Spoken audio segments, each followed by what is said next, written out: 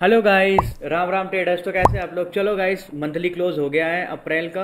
अब मई चालू है तो अप्रैल का मैं अपना पेनल दिखा देता हूँ कि मेरा प्रॉफिट लॉस कितना है।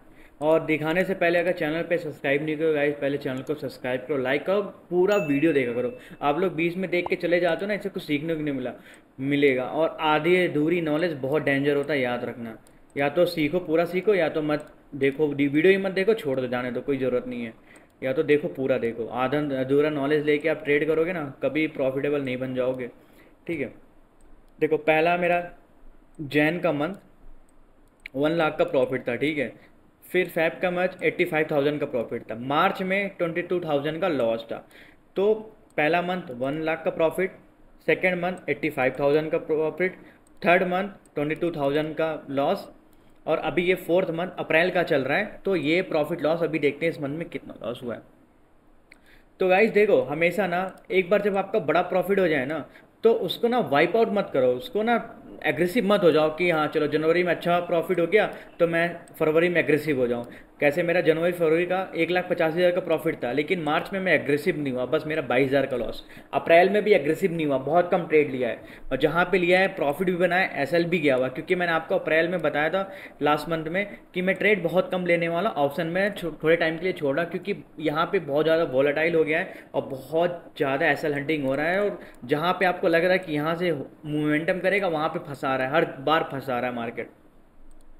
इसलिए जब ज़्यादा वोलाटाइल हो जाए ना, ऊपर नीचे, देखो वोलाटाइल में पैसा बनता है, लेकिन ऐसा देखो, मैं ज़्यादा ज़्यादा 1 से 2 ट्रेड प्लान करता हूँ, या तो प्रॉफिट हो जाए या तो लॉस है। मैक्स टू मैक्स ज़्यादा जाऊँगा तो 3 ट्रेड, इससे ऊपर ट्रेड नहीं लेता।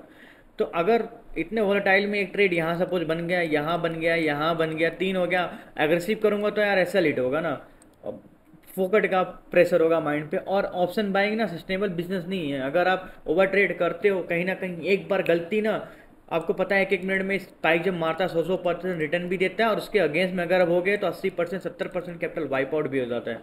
तो अगर मैं सपोज 1 लाख रुपए एग्रेसिव कर रहा हूँ, मेरे अगेंस्ट में गलती से कुछ हो गया, कभी कभी ग्लिच हो जाता है, ब्रोकरेज काम नहीं करता, तो पता है 60 70% कैपिटल वाइप आउट हो जाता है, बस एक छोटी सी गलती से। तो इसलिए ना कभी फुल पोजीशन पे मत ट्रेड किया करो। आप लोग बिगनर हो ना, पहले इक्विटी में ट्रेड करो। ऑप्शन में आ रहा हो तो एक लॉट, भाई पहले ही बिजनेस समझो, इसका माइंडसेट समझो, साइकोलॉजी समझो, फिर ट्रेड करने आओ। अब सीधे मैं आपको अपना दिखाता हूँ पैनल। ठीक है। और ये पैनल पे प्रॉफिट लॉस पे मत जाना कि इतना प्रॉफिट इतना लॉस, मैं रिफ्रेश भी कर दे रहा हूँ। ठीक है। एक सेकेंड बस आ जाए ये। यस गाइस, तो मैं एक बार फिर से रिफ्रेश कर देता हूँ, एक सेकेंड थोड़ा और क्लोज कर दूँ। हाँ, फिर से एक बार रिफ्रेश कर देता हूँ। ये रहा मैं फ्यूचर ऑप्शन, और डेट रेंज अप्रैल 1 से, और मैं अप्रैल 30 करने वाला हूँ। ठीक है। तो जो प्रॉफिट लॉस है, बस उस पर देखना कि कितना मैंने कंट्रोल किया है, अपना पोजीशन साइजिंग कंट्रोल किया है, मनी मैनेजमेंट किया है। इसलिए जो मेरा जो प्रॉफिट लॉस हुआ है ना, बहुत माइनर हुआ है।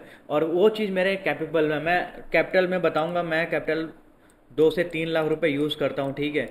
और उसके हिसाब से मेरा जो लॉस है बहुत कम है। चलो मैं आपको दिखाता हूँ। अब देखो, मैंने दिखा दिया है। एक बार आप मैं रिफ्रेश कर देता हूँ। यार आप लोग ना मानते नहीं हो यार, दिक्कत यही है। चलो मैं रिफ्रेश करता हूँ, फिर से अप्रैल आ जाता हूँ मैं यहाँ पे, और देखो फिर से कर दिया मैंने। अब देखो फिर से आ गया मैं। ठीक है। अब यहाँ पे देखना, बहुत कम ट्रेड किया है मैंने। ठीक है। बीच में तो गैप भी कर दिया है, फिर लास्ट में एक बार ट्रेड किया था, ये अप्रैल का है। और 10,000 लॉस था, 5,000 ब्रेकर्स दिया, मतलब 50%। क्यों? क्योंकि आपको पता है यहाँ मल्टीपल टाइम में घुसा था। ठीक है। मल्टीपल टाइम ट्रेड ले लिया था। फिर जब ये एक दिन बड़ा लॉस हुआ ना, इस दिन का मेरा प्रॉफिट चला गया। इसके बाद मैं ट्रेड लिया ही नहीं। देखो 2 दिन ट्रेड नहीं लिया, फिर ट्रेड लिया, फिर पूरा वीक ट्रेड नहीं लिया। इसके बाद 5,000 लॉस के हिसाब से तो 15,000 में नेट टू नेट लॉस है। और ये जो लॉस है ये मैं बियर कर सकता हूँ। इसके अगर एक आगे 1 लाख भी होता लॉस तो मैं बियर कर सकता हूँ, क्योंकि मेरा रिस्क कैपेसिटी उतना है।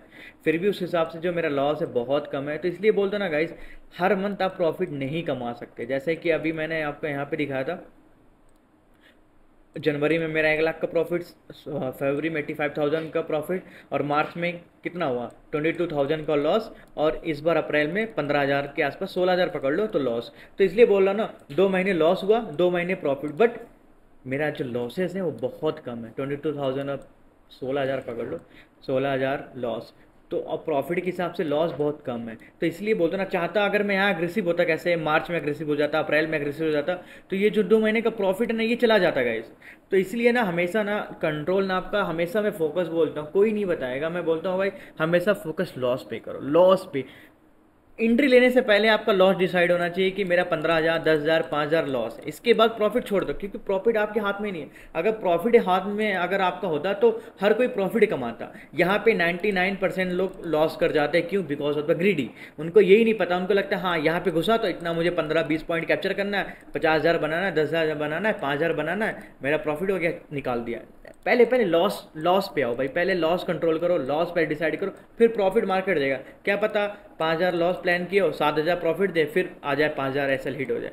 तो हमेशा ना प्लान आपका लॉस पे होना चाहिए, प्रॉफिट बने, प्रॉफिट मार्केट देगा। और ये माइंडसेट से चलोगे तभी सक्सेसफुल हो जाओगे ऑप्शन में, क्योंकि ये सस्टेनेबल बिजनेस नहीं है, इसके लिए एक साइड इनकम चाहिए। अगर साइड इनकम है तभी ऑप्शन करो, नहीं तो इक्विटी में लो, इन्वेस्ट करो। आने वाला टाइम पता है 21st सेंचुरी इंडिया का होने वाला है। होप आपको गाइस कुछ सीखने को मिला होगा। तो सीखने को मिला है तो पहले चैनल को लाइक करो, कमेंट करो, सब्सक्राइब करो, और मेरे एक्सपीरियंस से सीखो। मैंने जो गलतियां की है ना उससे मत करना। तो आप मैं जो लॉस किया हूँ, जो मैं प्रॉफिट किया हूँ, पहले लॉस किया था, प्रॉफिट कर लिया हूँ। तो जो लॉस किया था वो मेरा अंडर कैपेबिलिटी था, मैं बियर कर गया। इतना लॉस में बियर क्योंकि मेरे पास सेकंड इनकम था, मेरे पास जॉब था। आपके पास क्या है? अगर आप कहीं से उधार लेके क्रेडिट कार्ड से पैसा लेके आ रहे हो, लॉस कर गए, तो रिकवर नहीं कर पाओगे। ऑप्शन में आना है तो पहले एक साइड इनकम होना चाहिए, तभी आना, नहीं तो मत आना। ये ऑप्शन बहुत डेंजर है, बहुत मतलब सस्टेनेबल बिजनेस नहीं है लॉन्ग टर्म के लिए। देख लो 2 महीने लॉस होने के बाद, मतलब 2 महीने लॉस हुआ, फिर 2 महीने प्रॉफिट हुआ। तो अगर यही लॉस मेरा कंट्रोल नहीं होता, बड़ा हो जाता, तो मेरा 2 महीने का प्रॉफिट चला जाता। होप गाइस आपको समझ में आया होगा। समझ में आया तो चैनल को लाइक करो, कमेंट करो, सब्सक्राइब करो। Thank you so much as always. Ram Ram traders.